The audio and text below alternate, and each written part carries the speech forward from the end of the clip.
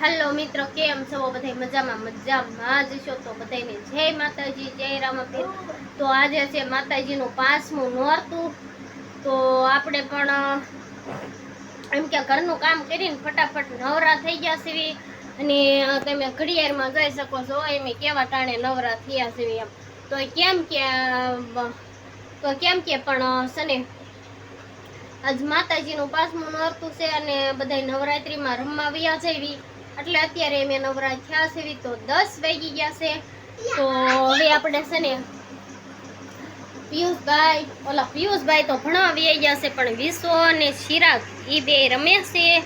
અને જો આપણે પણ કપડાં બપડા બધું ધોઈ નાખ્યું છે, ધોઈ અને નવરા થઈ ગયા. અને હવે આપણે જઈશું હીરામાં ધીમા ધીમા હેલા જેવી.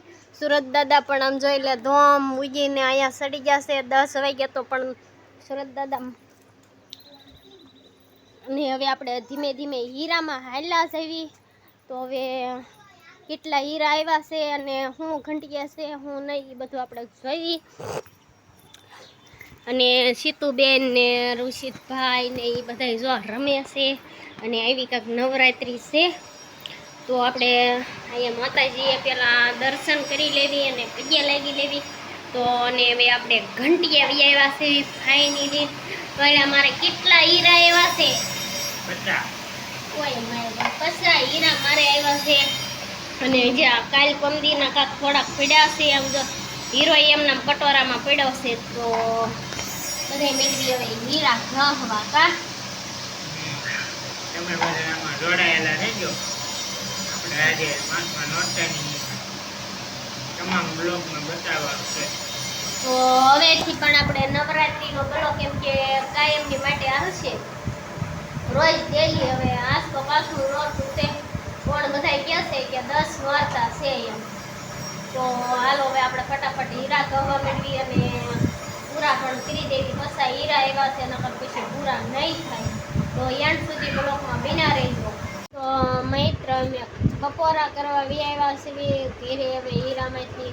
અને બપોરા પણ કરી લીધા છે. બપોરા કરીને પછી યાદ આવ્યું કે કેમ કે આપણે કાયમ કાંઈ બ્લોગ બનાવતા નથી. એટલે પછી બપોરા કરી લીધા ને પછી એમ થયું કે આપણે બપોરાનો બ્લોગ પણ ઘડીક સ્ટાર્ટ કરવાનો હતો. તો જો મેં ખાઈ લીધું છે. અને આવા કાંક સમજો નવરાત્રિના રોટલા આવા ઘડ્યા છે કાળા મીંદડા જેવા. અને સોળાનું પણ શાક કર્યું હતું. તો જો સોળાનું શાક છે તો અમે ખાઈ લીધું છે. હવે તો ત્યાં આખો દિવસનો બ્લોગ તમને બતાવવાના છે કે શું કામ આખો દિવસનું કરવાના છે. તો આ જો પણ આઈને ખાઈ લીધું ને જો કાંક શું કરે છે, ફાકી બનાવે છે. જો અહીંયા પણ કંઈક તૈયાર થવાની તૈયારી હાલે છે. લાગે છે કે રાસ દાંડિયા લેવા જવાના હોય એવું લાગે છે. થોડી વારમાં હવે 5 દી છે એટલે રાસ દાંડિયા લેવા જઈશું. એટલે ધીમા ધીમા થોડા તૈયાર થઈ છે. તો આપણે તૈયાર થઈને પછી જઈશું બધાય. અને મારા વિછાભાઈ જો પણ થોડાક રિહાઈ ગયા છે. ઓય માય ગોડ, થોડાક રિહાણો છે. વિસાને કોણ રીસાણા કોણ ખાવા રીસાણો છે? હાલો કોણ લઈ તો દેવાનું? વિસાને કોણ ખાવો છે? તો અત્યારે કોણ તો કઈ ખવાય નહીં. કોઈ કે છે કોણ ખાવો છે તો એને પણ કોને લઈ દેવો છે. આઈસ્ક્રીમ થોડી આઈસ્ક્રીમ તો એ થોડોક રિહાઈ ગયો છે.